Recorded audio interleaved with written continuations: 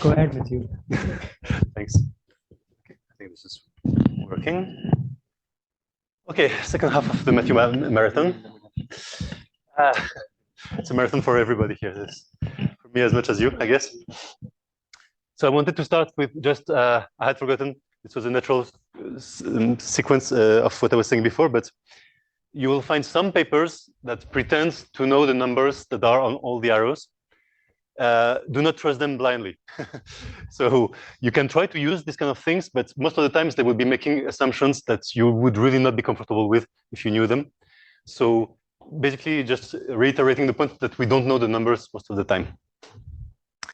Okay, and now I want to do something to connect with what I was saying before for two species, now going to many species. I'm going to ask, in a sense, you know, if I have a complicated network, when could we actually just say, I'm going to take just two species or three species out of that network and understand them by themselves and kind of ignore the rest, for instance, just understand, let's say, the effect between two consumers or two competitors or something like this. And I'm taking this perspective because, well, I know there's more or less systems biology in the name of the program, if I'm not mistaken.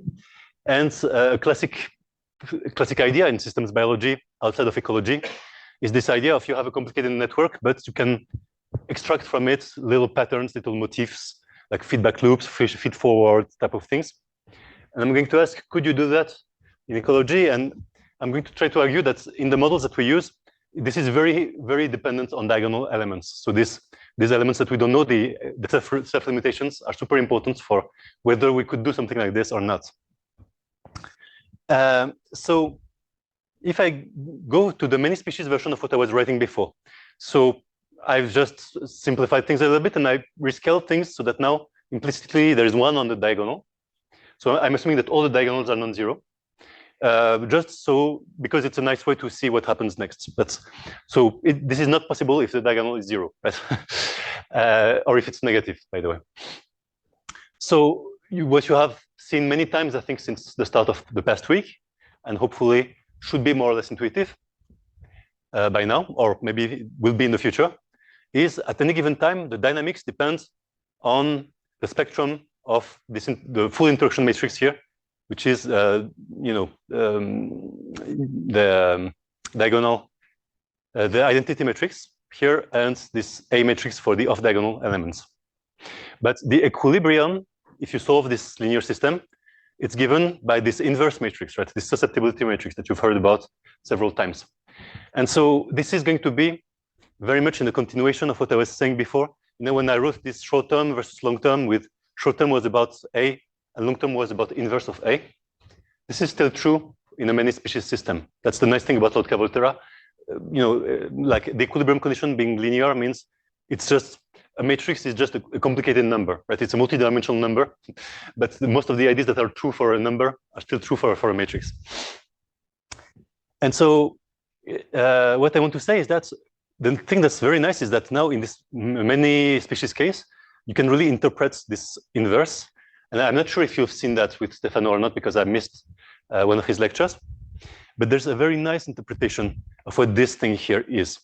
What I'm going to explain is that, so this thing here is the matrix that tells you, if you want, how the equilibrium responds to a change of the growth rates, or how you go from the initial growth rates of everyone alone to their final abundances in the long term, right?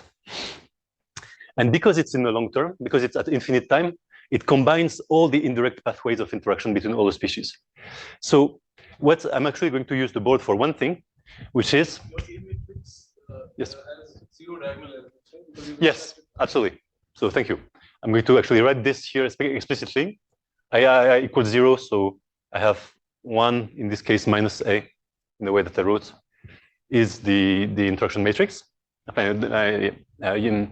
Identity minus A, sorry. And maybe you remember from just normal numbers that 1 over 1 minus x is approximately 1 plus x squared plus blah, blah, blah, blah, blah, up until infinity.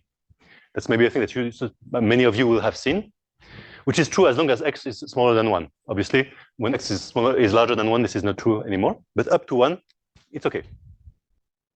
And the thing that's very nice is this is still true for a matrix. It's still true that the inverse of this is going to be, well, it's written here actually. So, but for emphasis, I'm going to write it twice.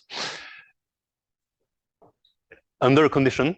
So this is true if, I think probably this.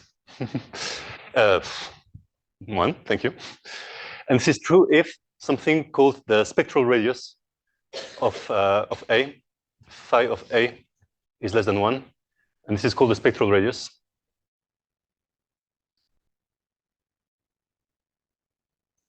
And I will explain a bit later what this is. But so what it means intuitively is, as long as the interactions are small compared to the diagonal, as long as X is small compared to 1 or A is small compared to the identity matrix, then you can expand this thing like this and it's safe. What does this mean, this thing?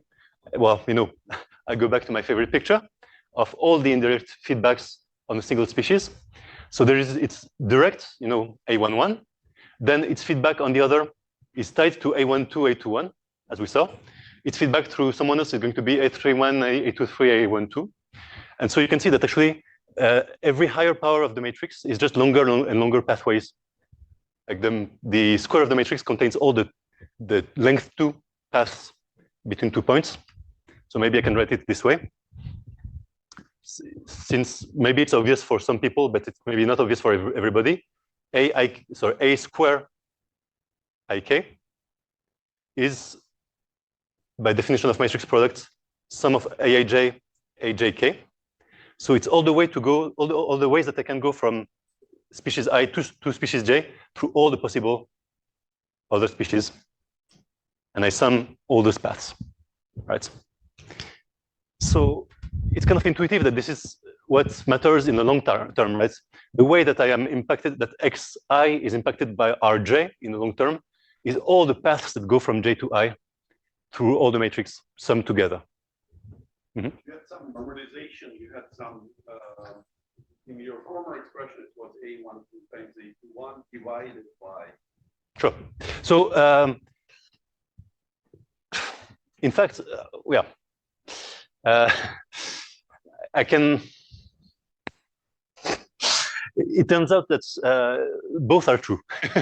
That's normalization is different. It's because he's chosen the normalization to be 1. Well, it's true that actually, okay, that you're perfectly right. Yeah. Your diagonal is 1. Yeah, my diagonal is 1, so there's no trouble. Yeah, thank you very much. Sorry. Yeah, I had a moment of being like, what am I doing? Yes, you're perfectly correct. This is why it's convenient to normalize by the diagonal. Then I just have this.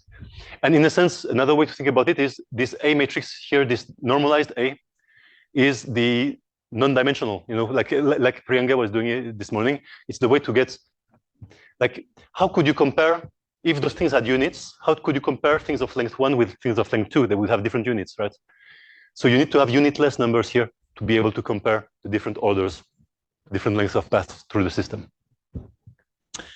And so basically, what you can ask if you understand this is now, so A is just the direct interaction, the immediate effect of one species on another, and 1 minus A inverse is all the sum of those, the long-term things. So one question I could ask is, how many of those terms should I keep? Can I just predict my system by keeping only the first order, the second order, the third order? And what I'm showing here is that based on this parameter phi, how many orders you should keep to be able to predict the dynamics correctly, let's say within 5%, increases like this. So if phi is very small, if the interaction matrix is in a sense small, the off-diagonal is small compared to the diagonal, then only direct effects matter. The only thing that you need to understand that you need to measure to understand the community is just, okay, my predator kills me this much, gives me this much food, therefore that's all I need to know. But if you go to larger off-diagonal terms, suddenly I need to care about the fact that there's a third, there's paths of longer length that become important. The story I was telling yesterday where, I pushed a cow and the cow trampled grass and the grass was the food for deer and whatnot, starts to matter. So if you're just at 0.8, roughly you need to go to the 40th order to still have a good prediction of the eventual equilibrium. And there's a finite horizon at which this finite value phi here, where this actually diverges. And then, in fact, there's this notion that you cannot, it's a bit of this, physicists like these divergences of, you cannot, in a sense, what this means is that the effect of species I on species J cannot be understood anymore without understanding the whole system. The whole system is part of the effects of a predator and a prey. Like the contribution from everything else will be at least as strong and potentially much stronger than the contribution of the direct effects. Yes. Perhaps this is naive, but this very interesting thing is making me think of, often when you ask people in conservation or people who know much more about animals and stuff about, what happens if this species were to die tomorrow because we're saving it? And, often you'll hear answers of the kind, or, sometimes I have heard answers of the kind, or, if this thing dies and then this happens, and then, it's a very chain, there's a logic, which is a linear chain. And often, I often balk at those kinds of explanations because it feels like, if you have these complex networks, and how could it be that this simple chain explains things? So, do these two regimes, do you think, have something to say about that? I would say that, most of the explanations that ecologists will give you they have at most paths of length 3 or maybe 4. The longest thing I know is that adding big fish in a pond had impacts on the plants on the side of the pond, because the big fish was eating a small fish that was eating the larvae of dragonflies that were predating on the pollinators of the plants. This has been measured experimentally and it works, but you almost never get, yeah. Yeah, I know, that's exactly what I was talking about. Yeah, and so, yeah. This implies that longer paths have a smaller strength of interaction, right? Like as the path gets longer, the strength of interaction. That's actually the condition for phi to be less than 1 is that higher orders are more or more negligible, right? The other way around. So if phi is small, higher orders are more and more negligible, which means two things. If it was just a number, it would require that x squared is smaller than x, and so on and so forth. But here, when you do this, not only there's the square of the interactions, but there's also a sum. There's s terms here, s squared terms. So it means that not only higher orders are smaller, but they're so much smaller that even though there's many of them, it still doesn't matter, right? And so that's exactly the combination of the two things that gives the spectral radius. The spectral radius combines the strength of the interaction with how many pathways there are. So a good way to forget about this how many pathways is if you have a very sparse network, then suddenly you're back in a regime where you can maybe, like the kind of explanations that you get from conservation would work in a sparse network. And in fact, this is, so this is just, sorry, before I say that, an illustration is, let's say that you run a simulation and you try to measure the initial trajectories, and you try to predict the long-term trajectories from them. If you're at very low collectivity, then you can extrapolate what's happening. The people who are winning will keep winning, and people who are losing will keep losing, because only the direct interactions matter. But if you're very collective, then maybe someone will start losing, but then later they will win, because actually the longer effect, the indirect effect, will become positive. And so you end up having this much more unpredictable and less extrapolable ideas.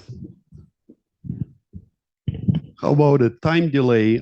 You're talking about steady state here, but all of those cascades take time, and at some point the time will be so long that you don't really need to, 8 to the power 40, I don't believe it matters. Yeah, so what you care about in that case is, if I'm writing it correctly, is something like this thing here, where now you're putting the frequency. Or maybe if you do it in Laplace transform, it would be, in Laplace transform, it would be S, the Laplace factor here. And this is the matrix that matters. It's the resolvents. It's not the inverse anymore. The inverse is what matters in the very long term, but at limited. So clearly, if S is very large, which is very short term, then it's almost diagonal, and then you get only the direct effects.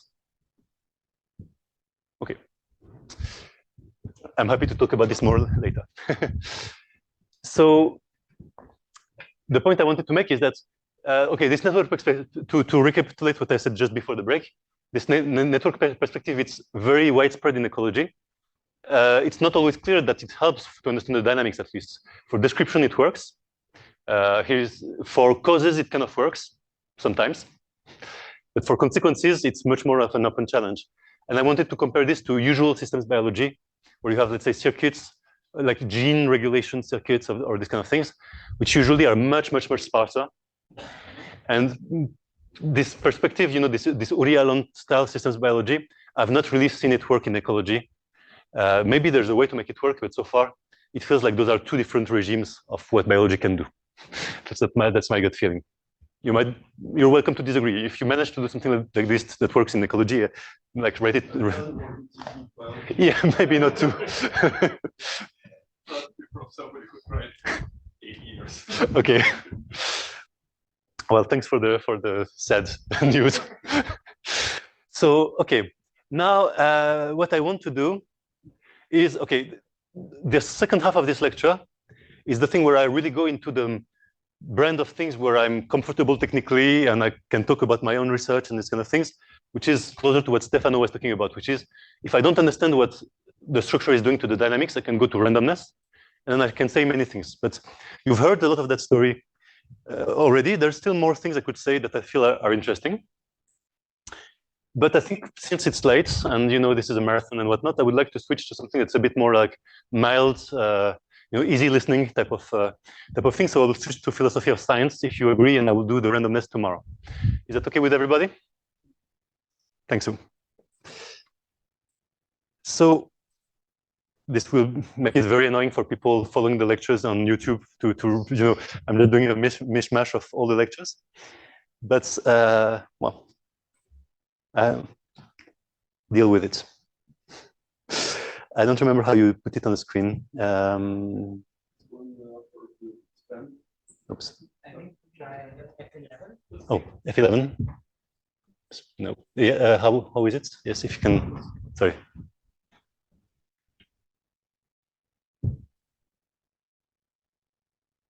Thank you. Super. Thanks. And so, I guess the thing I want to talk about, and now it's not as close to the end of the school as I opened initially, but I feel that's part of how, okay. In ecology, you have many models, and it feels sometimes like those models are extremely specific. Like you have this specific system, you build a model for it. You go to study fish, you build a model for fish. You go to study forests, you build a model for forests. And sometimes it's hard to reconcile, okay, why are they making different assumptions? Why are they using a different language? Is it the same underlying equations or not? So there's a part of doing synthesis that is really about math. And that's the part I will not talk about today. Maybe I'll talk a bit tomorrow if we get there. There's another part of synthesis of getting the big picture that's very much about philosophy of science. And that's the part I want to somehow share with you tonight. I mean, today, now.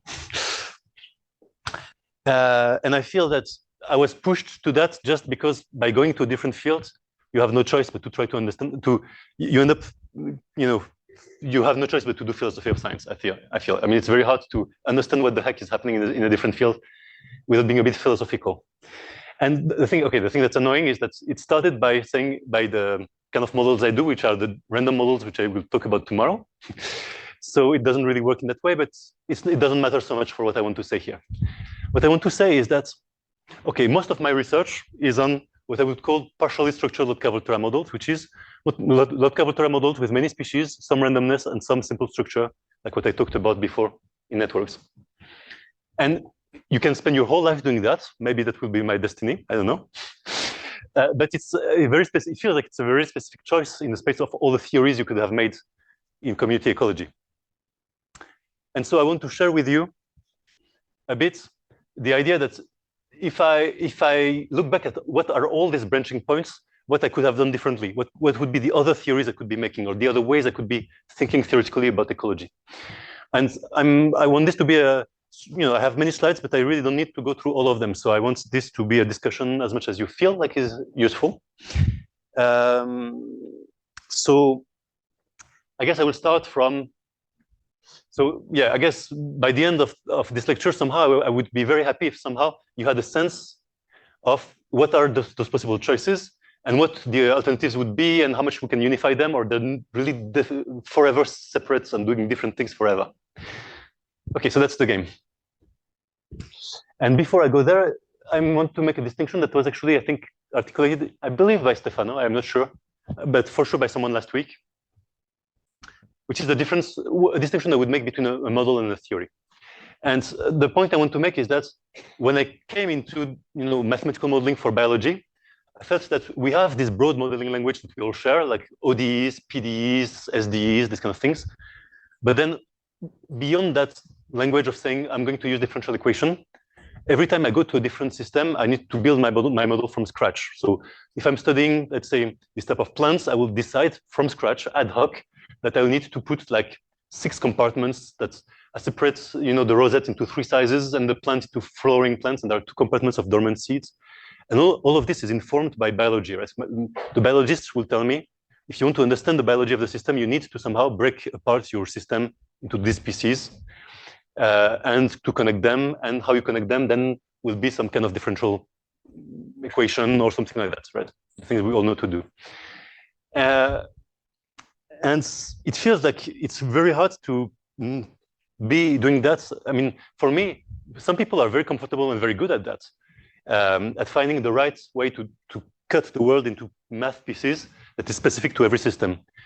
I feel that what I need is to have a theory that guides me into figuring out what is the right way to break the world into pieces. That's when I start to understand for myself what the model is doing. Otherwise, I don't trust myself to be making the right choices. I guess I lack self-confidence for this kind of things. And so what I mean, in a sense, is that the same mathematical language of ODEs and PDEs and all that can be used purely as a modeling language. So it's good if it can reproduce some data.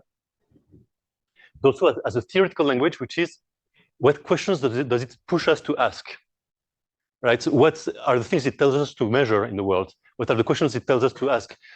Like, for instance, population genetics, you could take it just as a model of, I want to predict gene frequencies in data, or you can take it as a theory that tells you there is this one unifying parameter, which is effective population size, which would be the first order most important thing you should measure. And no one thought that this was obviously the thing to measure before you had the theory. The theory told you this is the right question, this is the right question to ask, the right thing to measure. And it could be the right thing to measure even if our model is very wrong, even if our model is doing very bad predictions. It could still be true that to understand the world, that this is the quantity to measure. Which of course is a bit, you might guess that this is a bit how I feel, for instance, about this idea of self-regulation. I don't necessarily believe Volterra, but I believe that measuring this kind of ratios and whatnot is a thing that is important even outside of Volterra. That's a good question. Yes. No, but wouldn't the theory be validated by the models that you make? So the thing is, the theory is ideally also a generator of good models. But before it gets there, it is a generator of good questions. And I think you can have theories that are very good at generating questions and very bad at generating models that work. And so, for instance, one of the differences between those two things is which details do I put? If I'm in a modeling mindset, it's okay for me to add any ad hoc detail, like more nonlinearity, more compartments, if it makes a better fit, right? Because that's my goal. If I'm in a theoretical language, I should only add details that yield new questions. A detail is boring if it doesn't somehow tell me, okay, there is something really new that I should investigate here. And so maybe that's the feeling I wanted to convey before when I was talking about, at the end of the day, whatever is your nonlinear model, I feel that the theoretical question that matters is who controls who in dynamics, in abundances. These questions are going to be the same no matter whether you put x to the square or x to the third, right? So I feel those are for me part of the theoretical contribution. That's my take on it. You're very free to disagree, but that's my take on it. And so basically generalized Volterra plus space plus noise, let's say. I feel it's probably in many cases pretty wrong as a model. I mean, we've had some nice examples from data where it actually works from the previous lectures. In many cases, I was unable to fit it to data in any reasonable way. But I feel that it already contains most of the generic behaviors that I've found when I tried to make models that were much more complicated. So for me, I feel that it's already a pretty good first hook, and that's why maybe we spend so much time on. Maybe after 2 weeks, you're like, but why do people care so much about Log Cavalterra? Are they obsessed? Do they have no imagination whatsoever? And in fact, okay, to some extent, yes. But also, and myself included, but also I feel that if you have a model, a language that is enough to ask all the right questions, then you're already not so bad. And in fact, you don't even need to go to Log Cavalterra. My claim, my belief, my religion in that field is even the single population model already gets mu 80% of the way or 90% of the way. And so Log Cavalterra will go a bit further, and maybe consumer resource will go maybe one step further. But yeah. Yeah, I like this discussion a lot. And maybe I will adopt the theory instead of what I normally was calling bottom-down models or stylized models, because they share with theory the property which you mentioned on a previous slide, that you only add features to a stylized model if they allow you to ask new questions, right? You could add to Log Cavalterra cubic terms or whatever, but they usually would not really allow you to ask new questions, so you don't add them. But theory sounds much more fancy than stylized model or toy model. God forbid. I did like the bottom down though. I will use this one. So yes. Sure. You must be like a quick example of an exception, but also we have Sure. So okay, to give you an example, here I'm doing purely continuous populations. If I am looking at populations that are very close to extinction, then discreteness is going to become suddenly a way to ask important questions, right? If I should have thought about this more to give you more examples. I think many exceptions will be boundary effects or fine-tuned somehow in the space of possibilities. Like, okay, I have an example. For something fine-tuned, the MacArthur resource competition model is in a sense very fine-tuned. It's these very specific points that, for instance, cannot have any chaos. It can only have stable fixed point. Okay, you get. That's exactly the one that I was thinking of. So I was wondering if you could give me another one. That sounds good. Okay. If anyone has others, then feel free to come up with them at some point. But yeah. So I guess what I was trying to do with the multi-species before was to try to do this mapping of what are the behaviors of Log Cavalterra I could understand as much as I can only in terms of the theoretical language of a single population. Yes. One very strong assumption that generalized Log Cavalterra makes is that it exists something that we can call interactions, right? So that as you follow the dynamics of your systems, the effect of one species on another is always the same. I'm not saying I'm against this. No? But this is not what we're looking for. We're asking for some behavior that you can get. Yeah.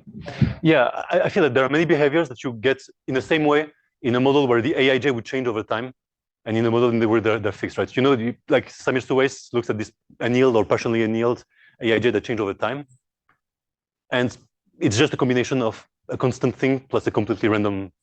I know, like many of the behaviors that you get from having AIJ that change over time is contained in what you would get from the AIJ being fixed. So, and if you want, maybe, I mean, if you prefer consumer resource to Log Cavalterra. No, I don't have a preference.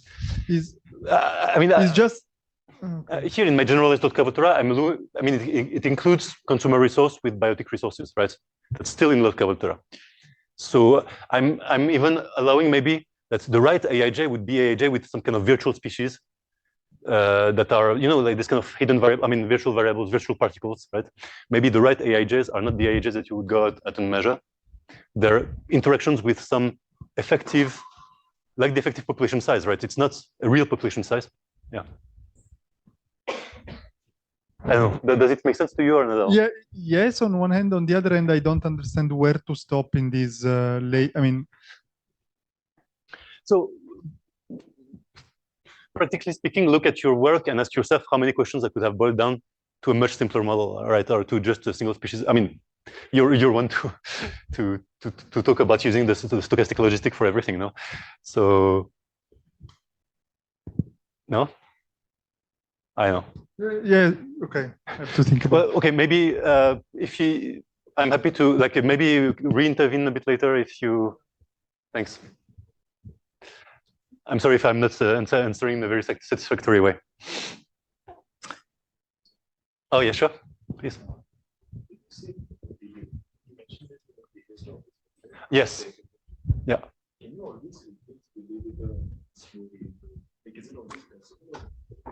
So, I mean, you could always say that, you could always, if you're discretized in time, let's say, you can always say, let's assume that I have an equation that is just I dot of t is some function of I of t minus 1 and of y of t minus 2, right?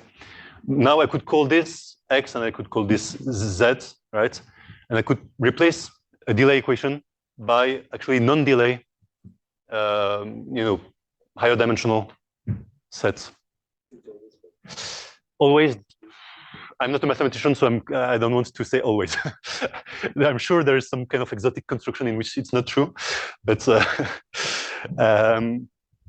yeah, I would say that intuitively, yeah, you could think of this as, the y at t minus 1 is all the interactors that matter at 1 step removed, and then all the interactors that matter at 2 step removed, or something like this. And then you could build instead a single time higher dimensional thing. It feels intuitively, again, in this kind of broad statements, I feel, okay, I'm okay with that. Okay, so I want to first say, okay, what is the boundary of the theory space that I could explore? So that's going to be probably all that I do today. We'll see. Defining, okay, what would be all the other possibilities? Well, not all of them, obviously, but what might other possibilities look like? And then maybe if there's time, I would talk a bit about how we could try to reconcile them or connect them or put them in the same space, same conceptual space somehow. Okay. So I'm going to start really at the root here. I could have done either way. Either I start from a model and I generalize by steps, or I start from maximum generality and I go down. I decided to go down. Maybe it's a mistake because maybe the first step would be very confusing to everybody. But I want to do that because why not? And also because I think those are more fun to discuss, the upper steps. So I feel I would argue that the very first step here, the very first distinction between both possible kinds of theories I could make of community ecology is what is even the kind of science I want to do. Okay, this sounds a bit crazy, but I'm going to explain what I mean by this. What I mean by this is that community ecology has a few different questions, right? There's biodiversity or coexistence. So why do many species coexist? Why are some rare, other common? You've heard this many times. There's notions of functioning. What makes a community a system? What is the role of each species in that system? Right? That's a different set of questions. Then there's questions more about dynamics, right? About how things do change over generations. And there are questions that are at the interface between those things. Like maybe regime shifts would be the dynamics of function. Maybe niches would be the intersection between diversity and functioning. I mean, you could think of many of those questions in that simple space. Maybe there are other axes, but that's at least the first order thing.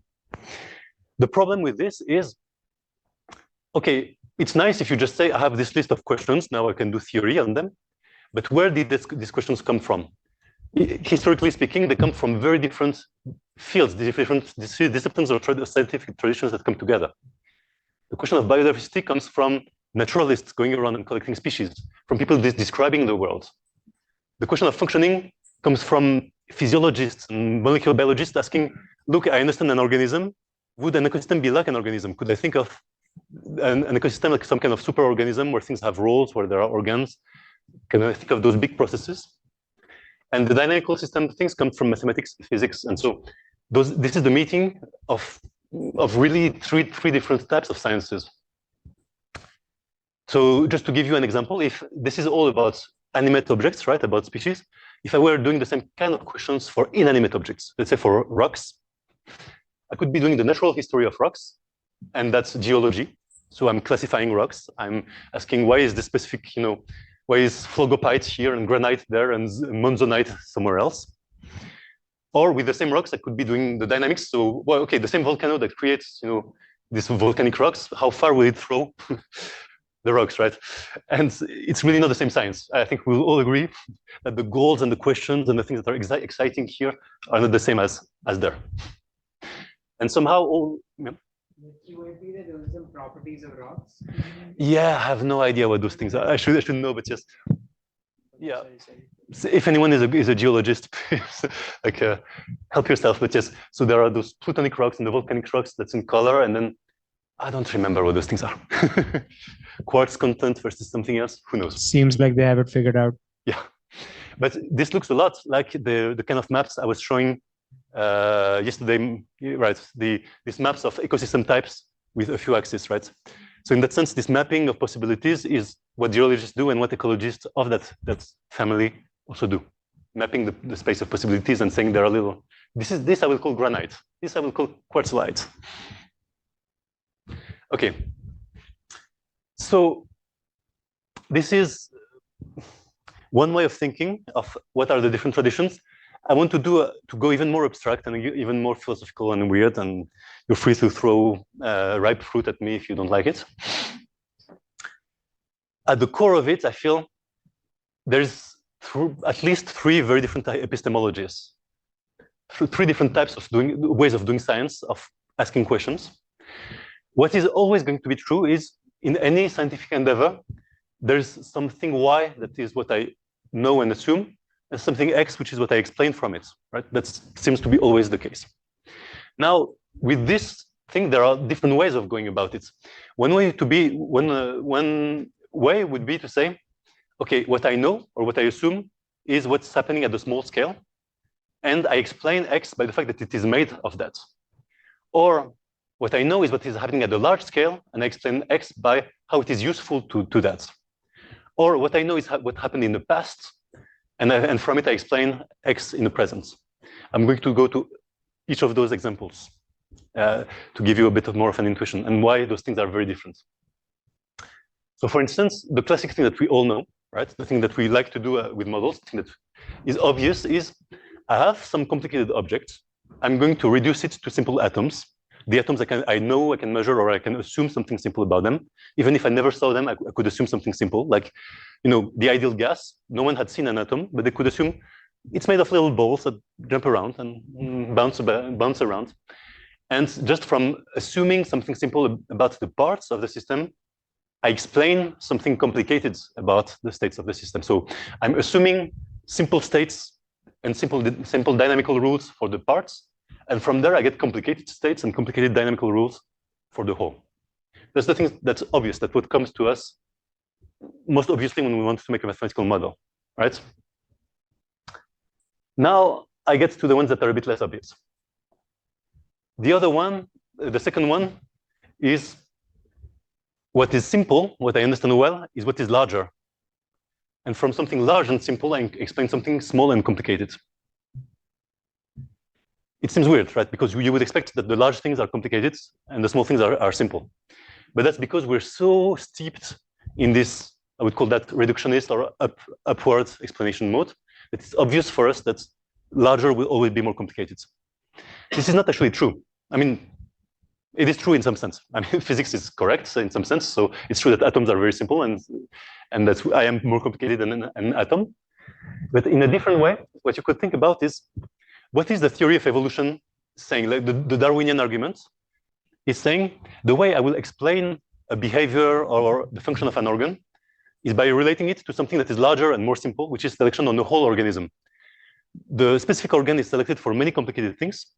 The whole organism is selected for reproduction and survival, right? So I have a simpler sense of what is happening to the whole, or what is the criterion of selection for the whole, than what is the criterion of selection on the part. So in that sense, the whole is simpler than the part, right? And so explaining the part from the whole, typically it would be something from boundary conditions or optimization or selection. If the boundary condition, if I can have something with a complicated boundary and a complicated optimization function, if I can zoom out and find an organism that now has a clear boundary, because why are organisms nice? Because their boundaries are very clear, right? And then anyway, you get the idea. So this is very obvious with organisms. It's much less obvious with ecosystems, right?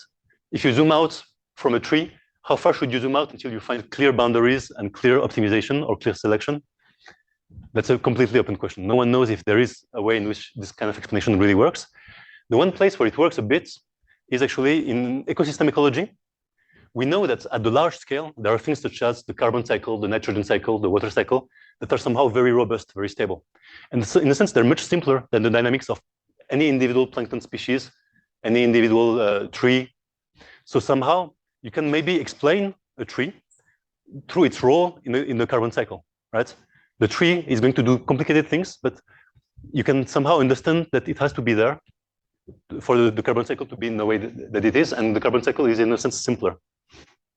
Or here the fungus, let's say, that is doing the, if you're not an ecologist, fungi are typically helpers of others.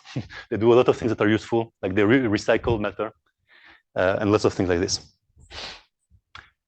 And then there's this third type of explanation, and then maybe I'll pause a bit so that we can see if we have a feeling for what those things mean. It's purely historical, the historical methods, right? It's saying that the best explanation I have for my complicated objects at the end is what is the sequence of events that happen to it. And this works if the events are simple. Like, you know, it's always using something simple to explain something complicated. The result is complicated, but it's a sequence of simple accidents. So you need the events to be, you know, discrete, accidental, large, remembered for a long time. That makes them quite simple. For instance, okay, why is there a very sharp boundary here in this forest? It's not about the trees making up the forest, right? It's not a property of the trees of the forest. It's not a property of the optimality or selection on the forest. It's just that someone came with a bulldozer and raised, you know, it's just a pure historical accident that you see. And in fact, many ecological patterns that you see in the real world, not in experiments, but in the real world, they might just be those completely accidental things that just remain for a long time. And there's no way to theorize them with any of the other tools that we have. They're just what they are. So the problem, so if I put those three things on this map, so, you know, I explain X by the fact that it is made of simple Y. I explain X because it is useful to larger simple Y. Or X is like this because simple Y happened to it. Most models are concentrated in this tiny, you know, region here, where maybe we put a bit of history because the dynamical model is a bit of history of time dependence. Like the initial conditions of the dynamics are a tiny bit of history, right? Maybe there's a tiny bit of emergence of something macroscopic, but still I'm very much concentrated around this kind of explanations. Everything that I do when I try to explain a community is typically in that corner. The world out there is very wide. There are many, many things you could try to do. Very few people are doing them. Those people are not getting published anywhere. Right. It's not quantitative. So there are a few things that you can do about historicism that is quantitative, and typically it's phylogenes, right? If you have a long memory of accidents, then maybe you can say I am related to this other thing that had partially the same accidents. And then you could do something interesting like this. Could you do a phylogeny of ecosystems, right? Could I say the tree here is the forest here is somehow a cousin of that other forest, and they diverge through these accidents? Few people try that. Absolutely. This is exactly the kind of, why are there marsupials only in Australia? Historical accidents. Why would they eventually end up in Africa? Historical accidents. So space, the role of space in ecology is very often to permit history to happen, right? Most of the historical explanations are related to spatial barriers and spatial fluxes. So that's my first choice. Yes. Yes, absolutely. Just to be sure that I understand the history, in that case, it's like pure contingency. Yeah. Okay. Yeah, and the point is, even if there is pure contingency, maybe you're not able to explain X. To be able to explain X, you need not only that it's contingent, but also that the accidents are easy to infer, right? That somehow it's easy to guess what happened in the past because the memory is long, the events are very discrete. You know, when I see a line like this, I'm sure that it's a human who did that. There's no doubt, right? So I can guess. I think I don't have it here. No, I don't have it here. Okay, so I just want to give you an example from a different field because maybe this will help. In linguistics, each of those 3 points of the triangle exists as part of the science of linguistics, but they're completely different branches of linguistics. There's a branch that's saying, if I look at the word table, I can decompose it into sounds, and that's phonetics, right? I understand the word table by decomposing it into smaller sounds. If I ask why do we use the word table to mean table, then it's purely about history, right? There is no explanation from. It's not like T means furniture and A means 4 feet or something like this, right? Yeah.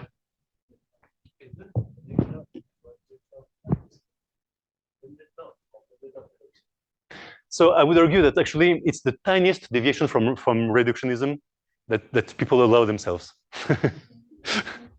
Yes, I'm being a bit brutal with this, but I believe so. I believe that emergence is just one step away from reductionism. It's not the opposite. So to keep on with my table example, which is quite stupid, but let's go with it. So for the word table, okay, so it's T plus A plus B plus L plus E. That's the reductionist thing. You could say in the history thing, this comes from tabula in Latin. That comes from, I don't know, something in Proto-Indo-European. Who knows? It's going to be table something, whatever. Who knows? Or tuple something or whatever. And we know we can use this kind of explanation. It's an interesting kind of explanation because the change here, having lost this sound, is very clear. Like those are discrete accidents. It's easy to remember them. It's the same thing with the genetic code, like a mutation. Like the genetic code keeps very long memory of accidents, potentially infinite memory or almost infinite, because sometimes you reconverge on the same thing, but most of the time you just diverge. So it means that everything, you can somehow get the whole history from just looking at the present state. Yeah. Just to push back a bit on this, is it possible to have study without having any other on one of the other two components, Sure. like genetic one? Yeah. Is it possible to study accidents without thinking about epistasis? I think that you will get a lot of the story there. Maybe genetics. I mean, what is interesting in phylogeny is maybe a slight deviation from there to here to use a little bit the tools of this. Maybe another way to put it is, if you think about this geology thing, I could do this classification without knowing any of the physics and chemistry of those rocks. It is easier if I know the physics and the chemistry. The physics and the chemistry are about reductionism, right? It's breaking down the rocks into small parts. Once I have that, it helps me answer the questions of history. But those are still completely different questions, right? In the same, this is a Sherlock Holmes type of story, right? And maybe being a good chemist helps you to be a good Sherlock Holmes, but that's not what you're, yeah. Well, not exactly, right? Knowing physics and chemistry is going to help you classify it better, which then helps you make the historical contingency better. So without knowing this, you might still go into some result from the history, but it might not be as accurate as. So I would say that, for instance, for my linguistic example, it's even clearer. Though, if you know how the sounds are produced by the mouth of the humans and you know the physics of that, it helps a bit understand why some changes of sound are possible and some others are not. But you could almost do all the historical linguistics without knowing that. Like people did not need to know that to do historical linguistics at all, right? It helps a bit, but it's not. It's very peripheral. It's very instrumental to it. But sorry to drag this on. Maybe if somebody else wants, I can give it. But in this case, for me, the equivalent example would be, why is it tabula and not taluba? So that would be the physics and chemistry of it, because there is some interaction between my sounds, which is the equivalent physics of it. Yeah, but in fact, you could already understand what are the possibilities there without knowing what is the mechanism below, right? Like, for instance, I could just have a table of rules. I could say that, for instance, I know that in many languages, P plus L will give BL, let's say, right, or something like this. So maybe it was tuple instead of table, right? And I could just see that in regularities without having any idea of why this is true. Now, if I do the physics, I will understand why this is true, right? But I don't need to understand why this is true for it to work. In exactly the same way that, for instance, if I want to understand in a circuit, in a computer circuit, what is the role of this part of the circuit, I don't need to understand how it is implemented. I don't need to understand what is its internal structure. I just need to know what is its input to output relationship, right? I could do it in a pure black box view and it would work, right? This is why those are very different questions. If I always had to go there, it would just mean that there's no way for me to ever understand a heart without knowing something about cells. But in fact, for a long time, we knew that the heart is there to pump blood. You don't need to know anything about a cell or about DNA or about atoms to do that, right? You just take out the heart, replace it by a pump. It still works, kind of.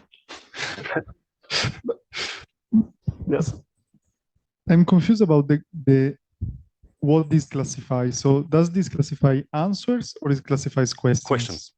Because actually, I think this is a very important question, a very important point. So thanks for allowing me to. Here, the question is, let's say, how do sounds combine, right? How sounds combine. Whereas here, the question is, how sound and meaning are paired.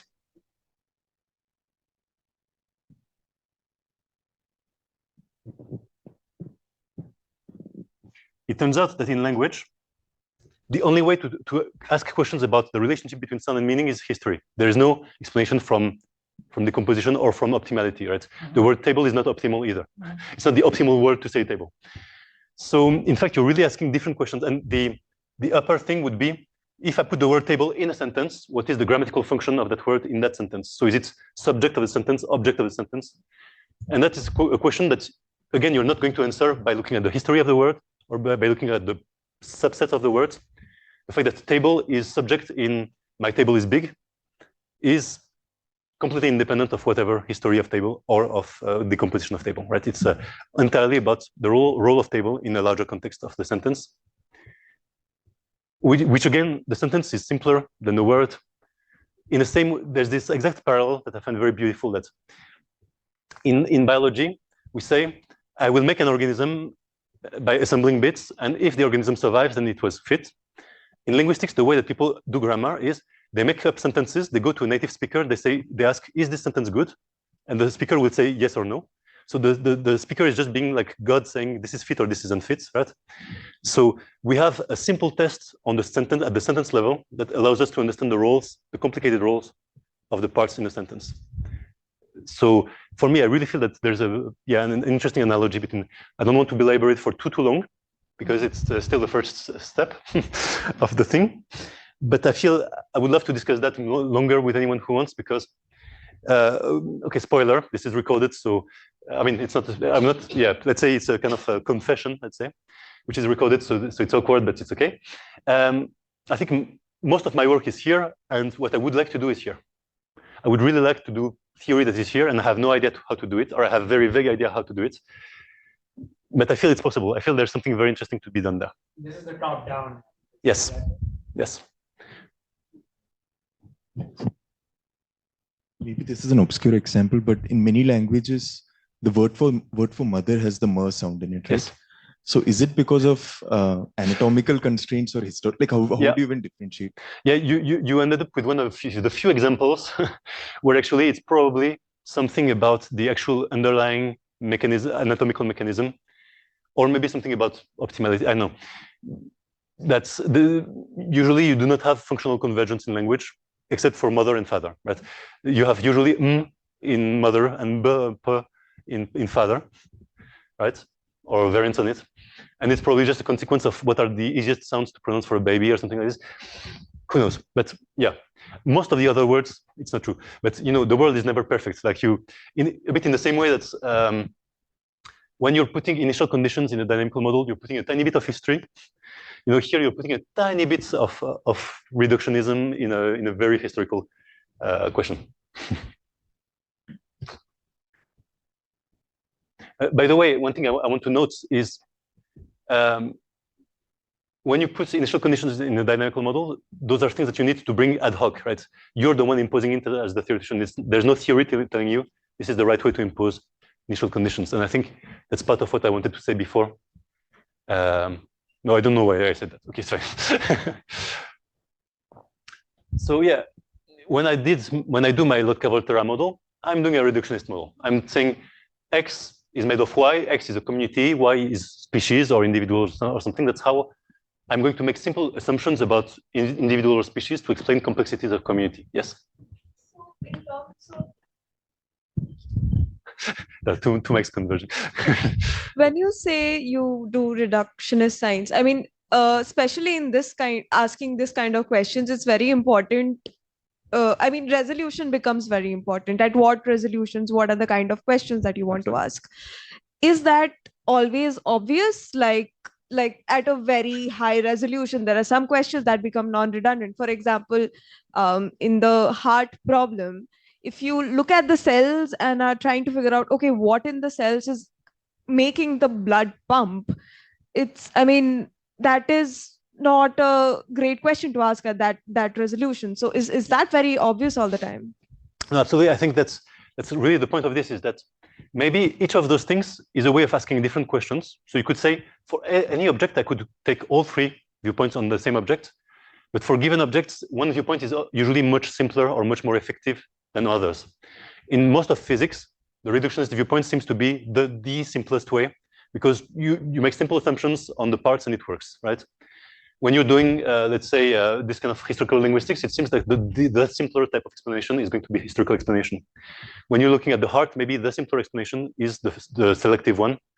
It is in a sense simpler than trying to go down to the atoms.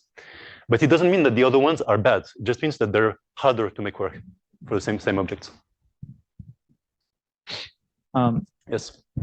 I don't understand how you're reconciling reductionism and emergence. Like. Okay, I want to take this later. Is it okay? Sure. Could you explain what's the advantage of going to the telenomy or that kind of an approach of? So I believe there are many cases in which actually cases like this where somehow. I just want to complete the question. So if emergence is able to explain the experimental result. The problem is I feel that if it is the case, then you're fine. Like if somehow cutting your system into small pieces and letting complexity just emerge from those small pieces, then if that works well, you're happy. You don't have to do anything else. The problem is the failure mode of this is when your atoms, as you were saying in a sense, or related to what you were saying, when the atom itself is not simple, right? I go from an ecosystem to a species, but the species is not simple at all, right? So it's not obvious that I can make simple assumptions about species that will give me the correct emergence for the ecosystem. That's the failure mode of this more reductionist or more upward type of explanation. That's the picture that I would obtain by making the simple assumption is a very wrong picture, right? A bit in the same way that, for instance, I could say, you know, if I'm doing an economic model, I could always say that at some point the economy is made of people, and so I should go back to individualistic, you know, agents and whatnot. But maybe the natural assumptions that come to me spontaneously when I'm doing this are the very wrong ones to explain what is actually happening. Maybe I would need very complicated assumptions on the individual to really explain the correct emergence. And if I make simple assumptions on the individual, I get the very wrong type of emergence, right? So that's when the upward explanation would fail. And maybe another kind of explanation would be better, which is when the teleonomy would be important, potentially, or history. What is emergence? Emergence, I would say, is just non-trivial reductionism. Like, yeah. No, not really. Like, okay, the point is, the most trivial reductionism is, look, why is this crowd of people going forward? Because every individual is going forward. That's trivial reductionism. Non-trivial reductionism is the crowd is going forward, even though every individual would want to go in a different direction, but there is some kind of self-organization that happens, and so they all go in the same direction when there are many. That's emergence. It's just saying that's the reductionist effect. I'm still explaining the group from the part. I'm not explaining the part from the group, right? I'm still saying the behavior of the crowd emerges non-trivially from simple laws on the part. I'm not saying I'm explaining the psychology of Bob from what the group is doing, right?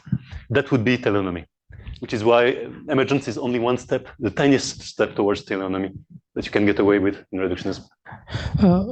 Teleonomy seems like something more like where you're applying the knowledge rather than finding out or creating new knowledge. So teleonomy seems like something where you're applying the knowledge which you have already found out by these two other, like more like engineering versus science kind of. I mean, we know how, in a way that it's a viewpoint that people have tried to apply in science unsuccessfully, or mostly unsuccessfully in a sense. in the 60s, there was this whole boom. Then maybe I will stop with questions here. But in the 60s, there was this whole boom of systems theory, general systems theory. And it inspired many engineers. So it became useful for engineering. But no one managed to really make it actually that useful for natural sciences. And I think that's the challenge for me. Maybe you could have, for this part of things, we have had Galileo and Newton and all those people. For this, we haven't had the Newton yet, or the whoever equivalent, or Marie Curie, or whoever. So I think there is a whole field of possibilities here for science that we just fail to somehow activate.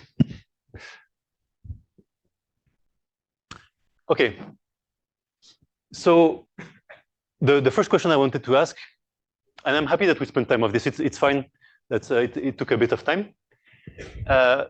What I want to say is the kind of science I am doing when I do my Lotka-Volterra is the type of explanations I will give is X is made of Y. Now the question is, the second question obviously is what is the X and what is the Y, right? So what are the phenomena I want to explain and what are the atoms I want to use? And I guess the reflex answer for that would be where I have data. That's the phenomena I will try to explain and the atoms I will use. What I mean by this is, for instance, I showed you this graph before. The data I have is data on species and stuff like this. Therefore, I will try to understand the community from the fact that it is made out of species, right? It's the data that I have that is available. It's the most available type of data. It's much easier to find species abundance data than complicated functional or historical information about ecosystems, right? The problem is just because a variable is easy to observe doesn't mean that it's the right variable for the system. And so the salient observables are not really good ones. And I have this stupid example that I give every time that I like. It's much easier to measure colors than to measure species abundances. You just take photos, you look at RGB, but would you actually try to write a dynamical model for that and explain ecosystems like that? Like, what is the interaction between red and blue, right? So clearly, just because this variable is very obvious doesn't mean that this is the variable that is the right variable to think about the system, right? This is what I would call slave variables. They're not the ones that are controlling the dynamics. They're just completely enslaved to some other variables that are doing the right mechanism. So the consequence of this is precisely what Jacopo was saying, that if I were to measure interaction between red and blue, it would not be the same number in different contexts, because maybe in one context I'm looking at red bird and blue bird. In a different context, it would be red octopus and blue fish. And so the interaction coefficient is going to be non-constant, right? If you cut the world in the right way, then parameters become more and more context independent. And that's the beauty of physics and chemistry, right? That somehow hydrogen is the same everywhere, roughly speaking, right? The reaction rate of H2O with whatever is the same everywhere. Well, temperature matters, pressure matters, but it's a few things. You don't need to know everything about all the other atoms around to figure it out. So that's what's telling you that you have more of the right variables, right? So I guess, yeah, the naive reductionism would be, oh, sorry, that's another reflex, yes. So that's the one I discussed, right? Emergence. The problem, well, I'm going to skip this. I talked about it. It's fine. Another thing I want to kind of give us a second to think about is why are we automatically going to dynamical models? Is it obvious that to make a good theory of something, we need to write a dynamical model? What are we doing when we're doing this? Yesterday, I showed you static models, right? A model where I just try to predict the abundance as some combination, maybe linear, of all sorts of predictors, environmental predictors, maybe noise, maybe dispersal. This is a purely static model. There is no dynamics in it. And maybe you could think of it as, for instance, this could be the equilibrium relations that you would get from your dynamical models, right? But you don't need to actually write the dynamical model to understand these things, right? So when you make a dynamical model, as I'm going to do, or as I do most of the time, you're making a very specific type of assumption. To make a static model that works, somehow you need to assume that the various causes here are separable, right? That there's some way to disentangle. So for instance, that if I just remove dispersal, if I made all my species immobile, it would just somehow remove some amount from the abundance in a simple way. In a dynamical model, this is not true anymore, right? If I change a parameter, those different contributions from dispersal, from interactions, they could interact in complicated ways. But I am assuming that over a short time period, they are separable, right? So a dynamical model is just a specific kind of reductionism that's saying that it's kind of atomism in time, let's say.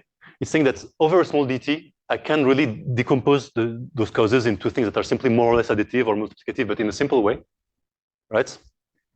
And this is true for small dt, but this is not true in the long run. So in the long run, it will create complex entanglements between all those factors, right? So this is the kind of thing that I care about. It's a specific philosophical commitment to make a dynamical model like this. Right? Maybe you could be doing something very different, because maybe over a short dt, it could be that there is still no way to decompose those things, right? Maybe those things are very deeply entangled by physiology, by smaller scale processes. Okay. So I guess the answer that I want to give you with those examples is we need a kind of principled way to, if I want to be confident that I'm making a model that makes sense, I need some rules of thumb to decide what are going to be my variables and how I'm going to build the model, right? And I'm just going to give you a few thoughts about that. So that connects to one of the things that was asked before. If I want to look at the community of species, what is the atom I should take? Should it be species? Should it be individuals? Should it be subpopulations? Is anything okay? So organisms, individuals are nice because they're more or less countable. They're most atomic in the original sense. I mean, if you cut a lion in two, typically you don't have a lion anymore, and you don't have ecology anymore, right? So they're kind of atomic. The problem is they're not really ecologically identical at all, right? Even so, within the same species. So, for instance, there is a nice paper showing that if you do the genome of many E. coli, this bacteria, this very common bacteria, any two E. coli will share only 20% of their genes, right? We are, I think, 0.5% away from a chimp, right? They are 80% away from each other in the same species. How is this the same species? I mean, how are those? It's not like hydrogen, right? It's not the same atom again and again, right? And even if I was looking at the same species, the same individual, then the same individual over a lifetime can be completely different functional roles, completely different ecologies, right?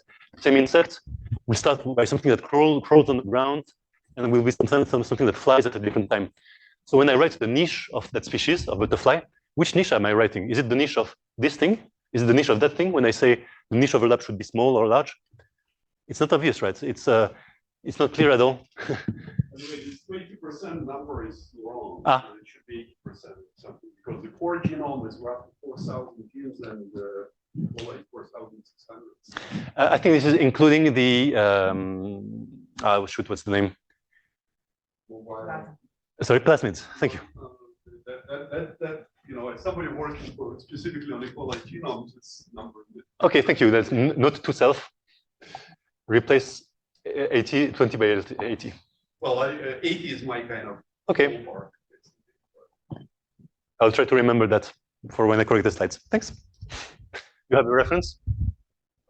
Well, I'll ask you later. Anyway. Sure.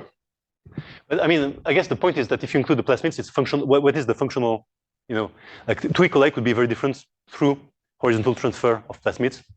I think that's the claim. It's not about the genetics of it so much as the function of it, the ecology of it. So I guess the point I wanted to make here is that you cannot assume ab initio. You cannot assume from scratch what are going to be the atoms. If you want to have the right atoms are going to depend on which process is important in your system. So, for instance, the same individuals could be grouped into species. They could be grouped into, let's say, size. They could be grouped into spatial location. And all these groupings could be the right way to decide what is your variable, depending on which process is the most important. So to give you just two examples that you have heard in some way many times, or maybe,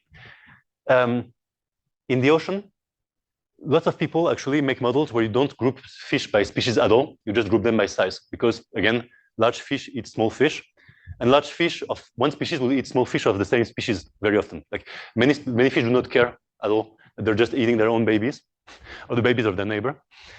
So species being an entity is not obvious at all if what you care about is predation. If the main process driving the phenomena that you look at, if the most important or the bottleneck process, the crucial process controlling the pattern that you see is predation, maybe species do not matter for it. Maybe all sizes, all that matters. Likewise, maybe for bacteria, maybe what matters is some kind of redox type of thing. Talk to Akshit for a lot of that. I'm not going to that. The problem is there are many processes that you could think about. So what I want to say is that of all the processes you could think about, I want to divide them into, I want to say that there are a few universal processes that give you very general insights. So one is space, right? And it's a bit physics-like. That's an important type of process, movement in space.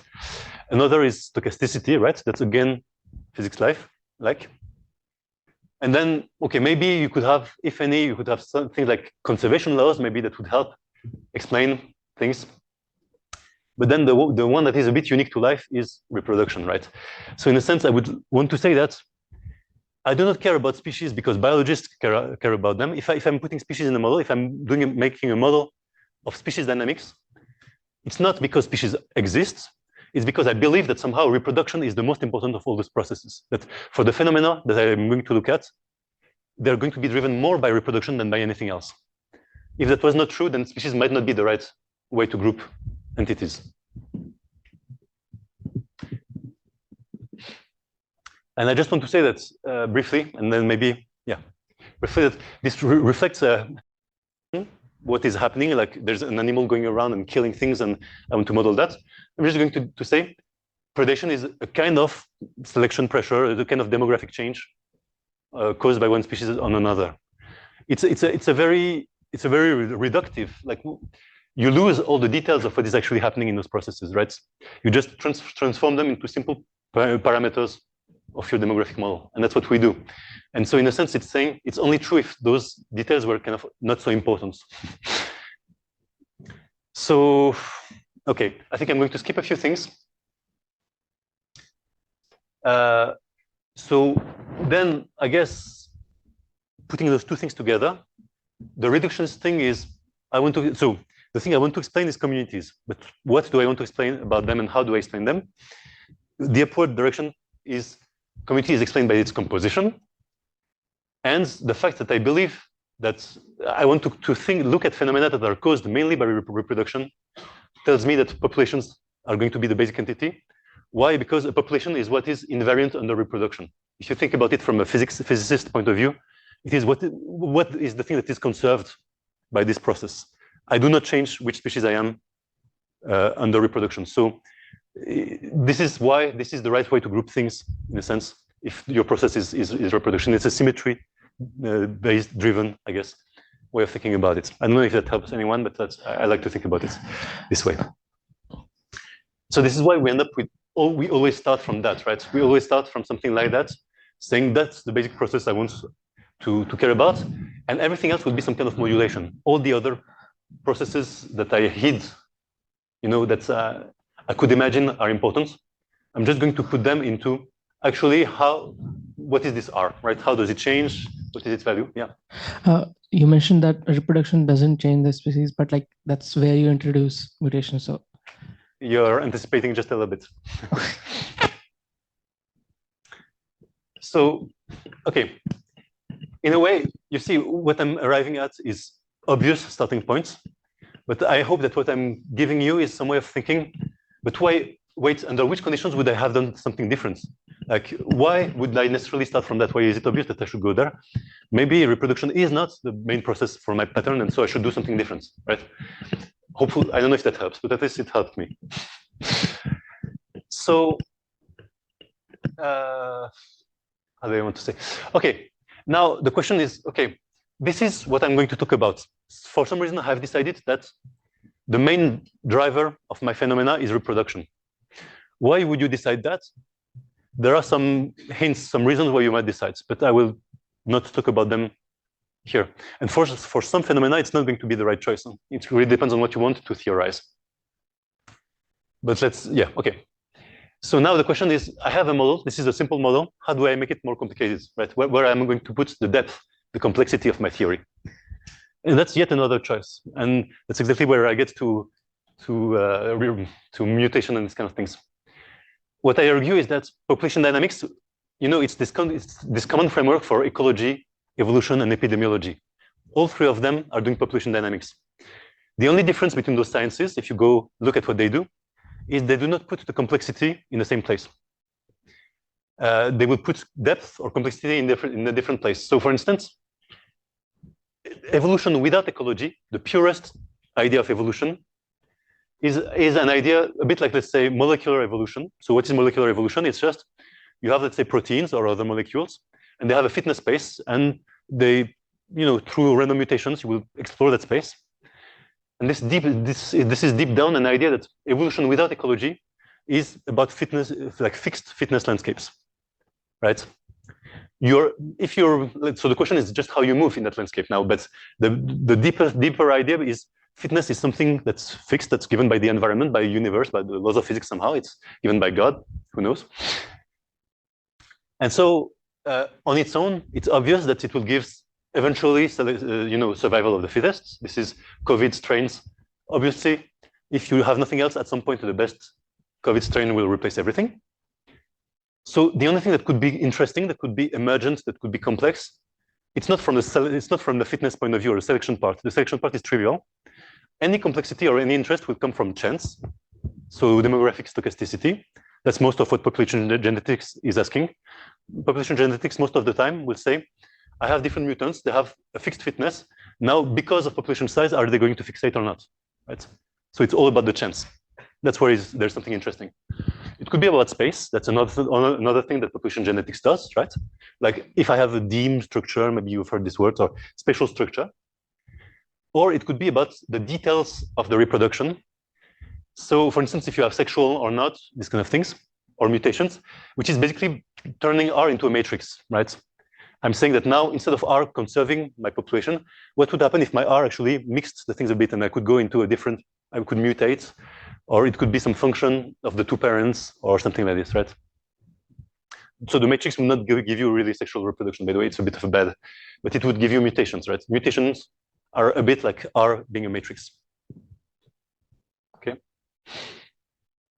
Now, ecology is, this basic consequence of evolution in a constant fitness landscape is not very satisfying for ecology because diversity is a basic thing. It's not obvious at all who is the fittest among those billions beetles that are basically just the same thing, a bit larger, a bit more red, and it's not obvious that nature could even know who is the fittest. Like to think about it in computer science terms, what if computing who is the fittest was an exponentially hard problem, right? Or something like this,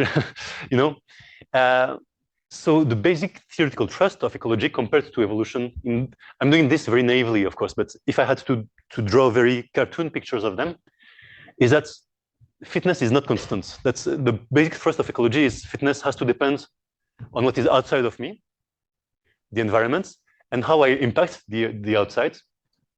And therefore, it depends on both context and time horizon, right? This is a classic thing from a model.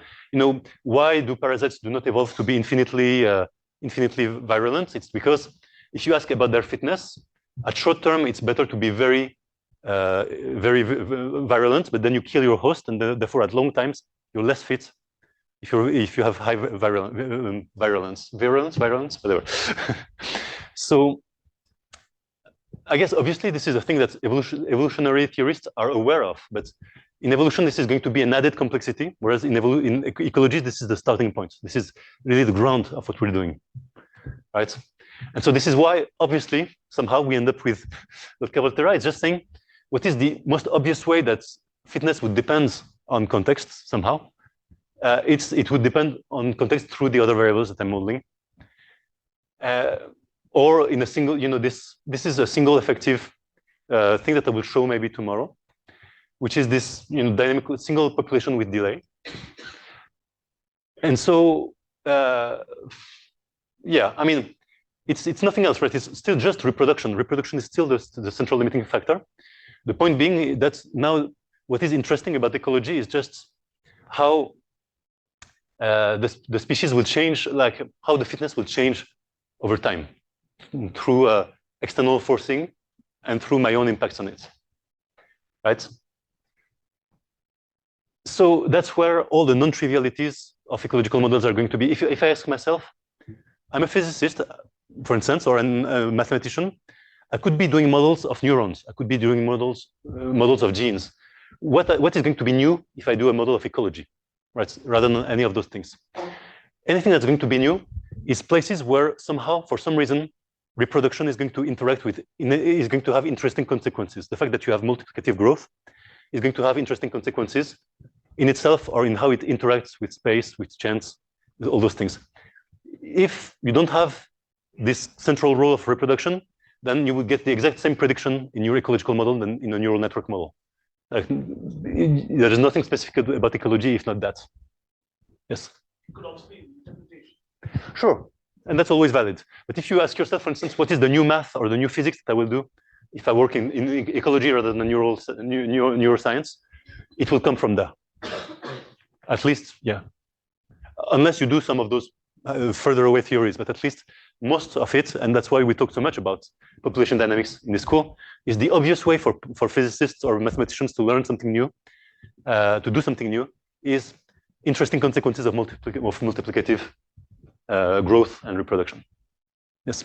So this kind of explains why ecology and evolution, models look so different, but also it says something about why eco-ego is hard.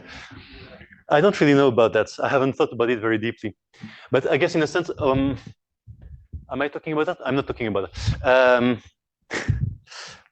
Yeah, I don't know. I like to think about it in a way that's maybe a bit silly, but that's if you go back to,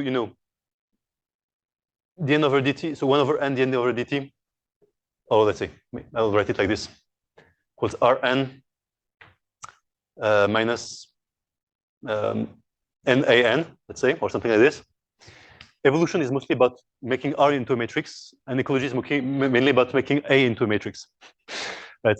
And those things are interesting because in one case here, if you make R into a matrix, what will matter in the long term is what is the dominant eigenvector of this. Whereas here, it's the inverse of that matters. So it's not the same, even though you have the same formalism, it's not the same properties of the matrix that are going to be important for your consequences if you put the complexity here or if you put it here. Anyway, that's just for fun.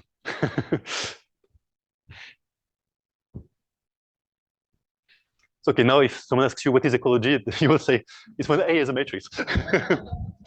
sorry to ecologists. No, but this suggests you could do both, right? Yeah, why not? Honestly, it feels like they should combine in a simple way in some, I don't know. I don't have a good idea for why eco-evo is so complicated. Yeah. Just a thought, in fact, I was just having this conversation with Bianca outside.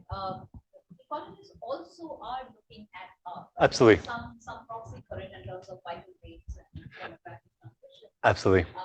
And I think just the integration even within ecology, there are some people who are looking a lot at the R and some people who look a lot at the A. Yeah. So the community colleges.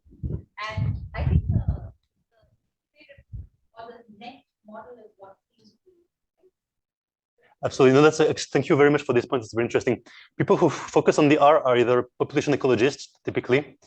So what you can have as an R matrix is, let's just say that I have my different variables now. They're not different species. They're different sizes or ages of the same species. Then you're going to have linear fluxes from the young to the old, or from the small to the big. And so it's all part of having these R matrices. Thank you very much. And typically we assume, for instance, that the A is the same for everybody because I'm competing for space or something like this. So it's the same for everyone. Thanks.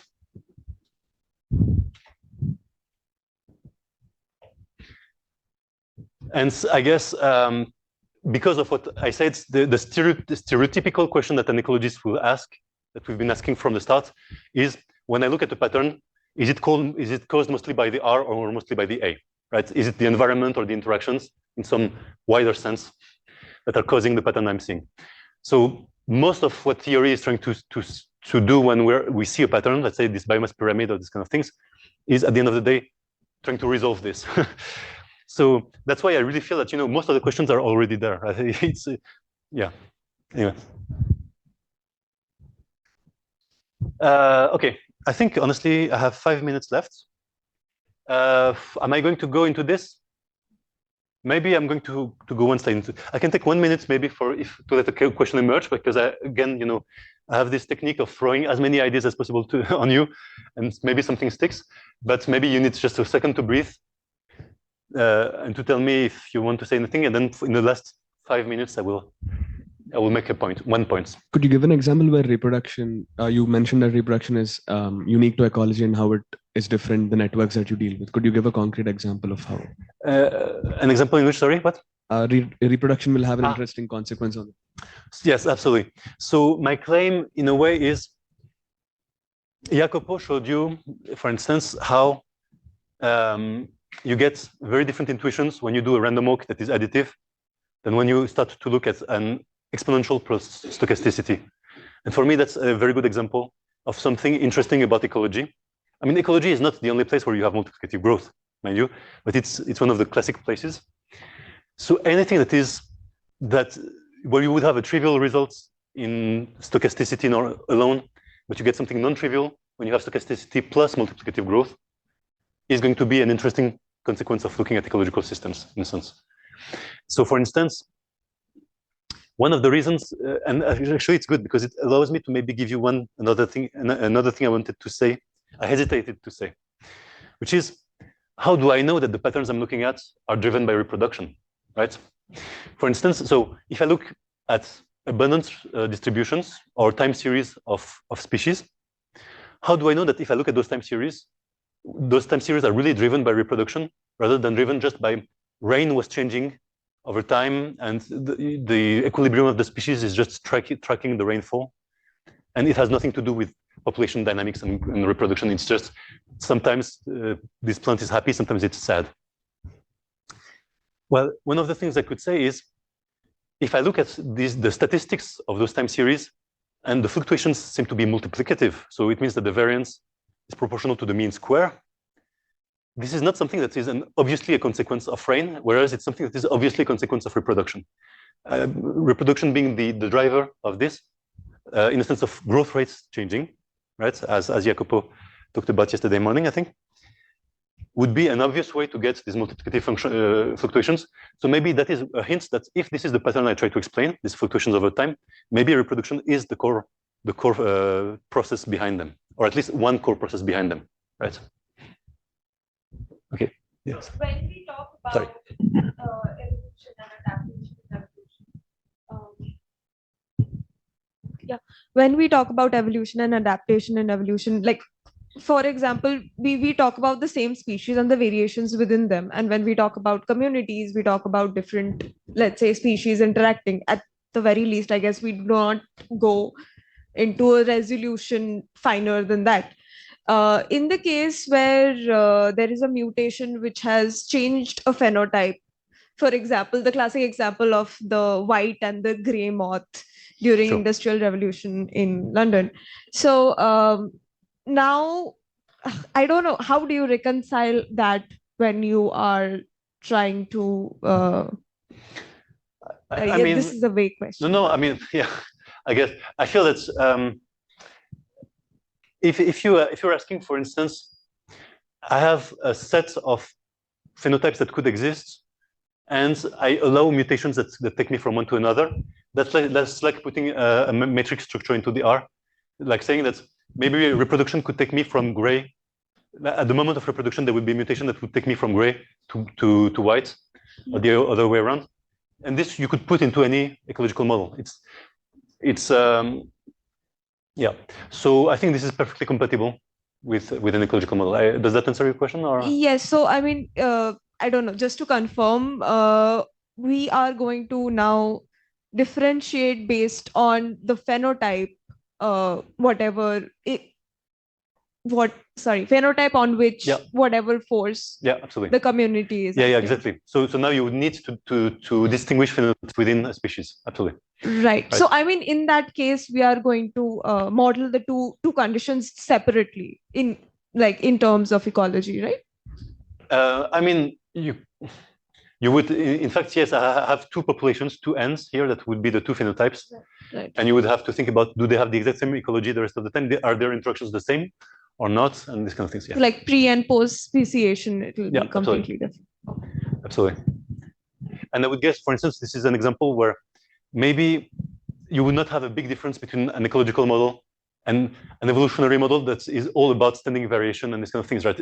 If the mutation is only allowing, let's say, to regenerate things that are dead, but you have a finite space of possible phenotypes, then your evolutionary theory would be exactly like an ecological theory of just do those phenotypes coexist, or right? Like we're doing the same theory with different words in a sense. So Yes. about the earlier example that you gave of the mini beetles, Yes. Wouldn't that be obviously, I mean, at least my first impulse would be to say that there is just huge amount of degeneracy in fitness. So you could have multiple minima and then all of them are equally. So I mean. Yeah, so one possibility is there is a fitness landscape that is well defined somehow and is very degenerate. Another possibility is it's a seascape, right? As soon as one is going up, things are going down. And that's all that the feedbacks that Priyanka was telling you about. Like the two ways to coexist is either somehow you have the same fitness, or there are some fitness differences, but they're compensated by my impact making things bad for me. So in that world, it's more of a seascape. Yeah. But I'm sort of trying to understand where do these lie on the theory tree? So yeah, sorry. Yeah, each of those things were choices at some point down the theory tree. I guess I have, oh God, I don't know where I put my theory tree. I forgot it. Oh, maybe I forgot my theory tree. Oh no, it's even further. Who knows? I was not going to go through all of this, don't worry. Okay, so I don't have the theory tree anymore, sorry. But yeah, I would say that each of those questions here are subsequent nodes in the theory tree. That you could have done something different at every one of those steps, right? First step, you could do, history. Second step, maybe you would not care about reproduction as the main process. Third step, maybe you would not care about how reproduction changes. That's, But with this reproduction thing, I agree with you, but I also feel like it's a bit of a tautology in the sense that any system that is changing, the central question is what drives that change. So actually, my point is not really like if you're doing population genetics, you're saying how your fitness changes is not at all the question, right? The question is you have fixed fitness, and now how does that interact with stochasticity and space? That's the question you're asking, right? Whereas ecology asks how does fitness change, and what is the simplest model about how fitness changes that will tell me something interesting, right? Okay, I think I have exhausted my time. Let me just look ahead a second to see if I want to show you maybe I can just show you this slide. And I will stop with this slide, which is many of the choices I could have made. I would like to put them in the same space somehow, maybe not all of them, but one that has a few axes of, this one-way causality or feedback. What is the most important? Do I care mostly about history, or do I care mostly about like stationary, like long-term results? Am I looking at simple structure versus like low dimensional versus high dimensional? And if I had more time, I would go through this. Maybe tomorrow I'll take a bit of time to go through this in more detail. But I have this general idea in my mind that to make sense of what are the different theories of ecology and why they're saying different things, it's just that they're in different places in that world. For instance, the species distribution models that Meghna, I think she left. It's unfortunate, but that Meghna does. They're very much about one-way causality, low-dimensional explanations, and stationary explanations. Population cycles, they're still low-dimensional, but they're all about feedbacks. Invasions, they're all about transient history. And so it's not as if there is an infinite space of what everybody could do, at least within that limited arena. Of course, here I'm not including, there could be very different theories, but within that space of a bunch of theories of ecology, I feel somehow you understand why they're saying different things or why they're making different assumptions by locating them in a reasonably low dimensional space. And I'll leave you with this picture and we can talk about it more later and tomorrow, maybe. Thanks.